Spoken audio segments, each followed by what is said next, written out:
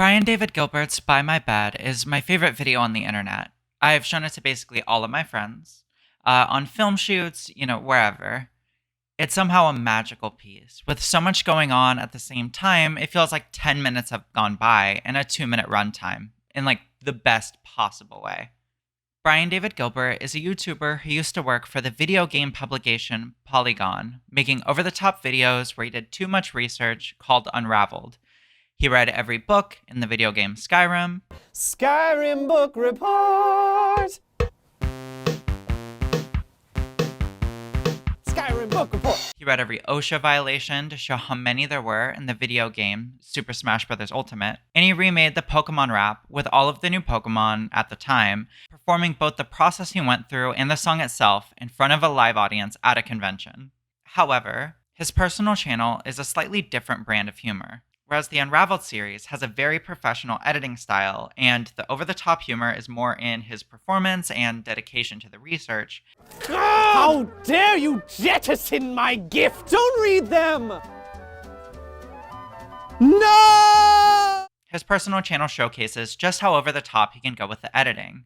Especially early on, his videos feel a lot like someone who knows how to edit using a phone and a bad green screen and fixing literally everything in post. He knows how to use editing to his advantage, adding to the tension of the humor. If you haven't seen this video, this is your last chance. Please don't let me spoil it for you. It is magical, and I love it. Now let's ruin it and break it down segment by segment. The lens I'll be looking at this video through is that of a bunch of really, really well-connected, extremely short skits. I'll be looking at how the building and release of tension is similar to that of something like horror. While this video isn't horror at all, it can be really off-putting at times, with the rug being pulled out from under you when you think you understand things.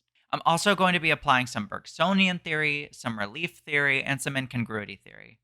So here we start off with Brian talking completely normally, like you would actually want to sell a bed. Are you looking for a new bed? Well, you're in luck, because I have one, and I want to sell it to you. Please buy my bed. Nothing bad has ever happened on it. It's a beautiful twin bed with a brushed metal frame. This cut in here helps to start to bring up the tension a bit. Now this is the start of me applying some relief theory. According to the Internet Philosophy Encyclopedia, relief theories attempt to describe humor along the lines of a tension release model. They discuss the essential structures and psychological processes that produce laughter. Generally, there's two forms of relief theory, a strong one and a weak one. Personally, I'm more of a fan of the weak one. The best known relief theorists are Herbert Spencer and Sigmund Freud, and they seem to add a bunch of other things in there with the simpler starting premises. However, I do see some truth in looking at tension and relief as a big part of stuff like humor and of horror. The line delivery here feels really ominous as well. It's a little bit off-putting, and it helps mask the almost complete change in outfit that happens when we cut out again. Ain't nothing bad ever happened on this bed. Do you like to sleep? I do too, but not on this bed anymore, because I want you to have it. Please buy my bed. Just buy my bed. Ain't nothing bad ever happened on this bed. I'm talking no felonies. Sex on this bed? Never heard of it. What is it? No one has ever explained it to me. Please buy my Now we've completely changed characters and locations, but that's been eased by the outfit change beforehand. The cuts and locations are also helped smooth by the random green screen Brian that appears out of nowhere. Also, almost all of the transitions between scenes are either swipes or drop downs or some other type of fancy transition that you wouldn't normally see. Generally in films, transition like this would be really jarring, but he's found a way to bring us along for the ride. The tension keeps getting turned up. What's happened on the bed? Why is he trying so hard to sell it?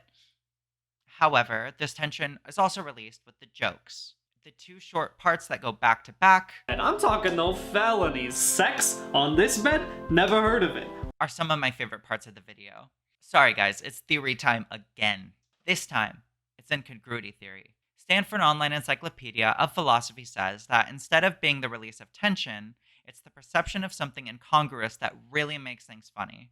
Incongruous just means two things that don't agree with each other or are opposites. Personally, I think both ideas can be true, things can be funny for different reasons. However, here, I think we have something.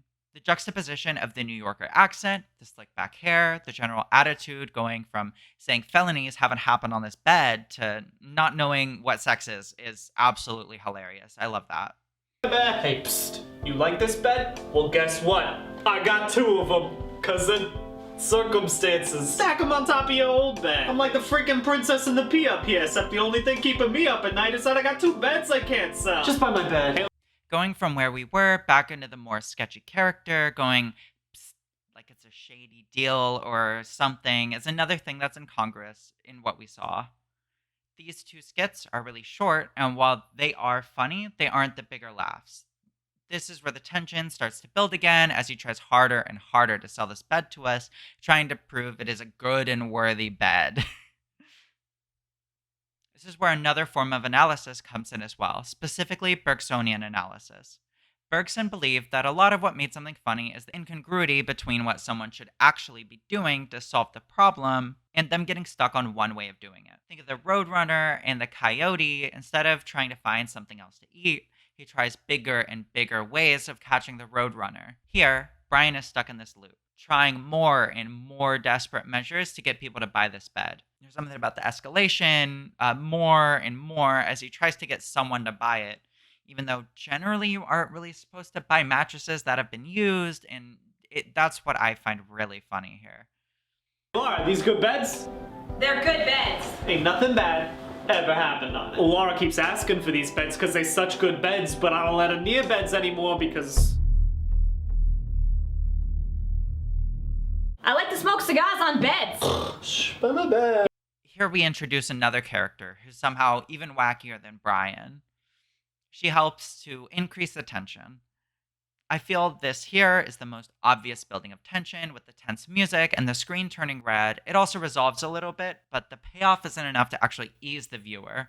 The editing is starting to get crazier as well, imposing more and more versions of them on the screen on top of each other. Also, side note, I didn't realize that there was calming background music playing throughout the video until rewatching for this video. And only after getting to this part specifically, and I think it adds to the incongruity between how the video started and where we're at. Look, man, I ain't never showed this to nobody before, but I got this weird birthmark, and it spells out something that I didn't realize was important until right now. Sandra. This is a completely separate section out of nowhere, taking us by surprise and starting to creep up that tension dial again. I really like how this part shifts the mood rapidly to turn from horror to humor, sounding like something bad is going to happen before going completely into the absurd. This is also the last part that's really a separate section, giving a short break from the action to get ready for the next part. Ramping up and down action is really important so that the viewer doesn't get exhausted, and with so much going on, even these shorter breaks are really important. Find my bed! I need this bed out of my house by Tuesday. Because on Tuesday I'm having a potluck. And I can't have people coming to my potluck asking why the hell there's 2 beds against the wall. Can you imagine the questions? Hey, why do you have 2 beds? How embarrassing! This section is amazing. All the rest of the video has been a lot more segmented, but this blends so well together that I'm really impressed. This whole video leans into the absurd, but this part ramps that up a lot. There's a lot put into this premise that seems to make sense at a first glance, but the second you think about it, it completely breaks down. Something about the text pre-enactment on the screen also takes the cake. The way the multiples of him continue to move after their turn is up also adds to this a lot. Buy my bed!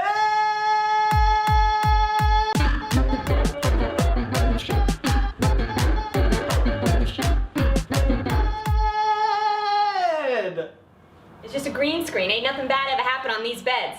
Pew, pew, by my bed, please. This blends in perfectly with the talk about the potluck, feeling like a downward slide into the absurd. There are multiple versions of Brian changing color in the background, along with the amazing dancing on display are great, and I do love them. And the green screen Laura on the bed with the cigar is a great callback. The mouth sound effects and the please after by my bed are also really, really good. After taking a deeper look at this video, I have an even greater appreciation of all the smaller moving parts that are going on and how despite all of this, it's surprisingly easy to follow. From a filmmaking perspective and a comedy perspective, this is a great video and I'm going to keep coming back to it all the time. Sorry to everyone who's seen this video more than once because I've shown it to you more than once. Anyways, this wraps up my scientific analysis of By My Bed. Thank you for watching. This was a final for a class, so I hope I do well. All my sources should be somewhere around here. And if y'all like this one, I did another essay on the differences between intersex and transgender athletes, so go check that out. I really wonder if he sold that bed. Just by my bed. Excuse me, by my bed.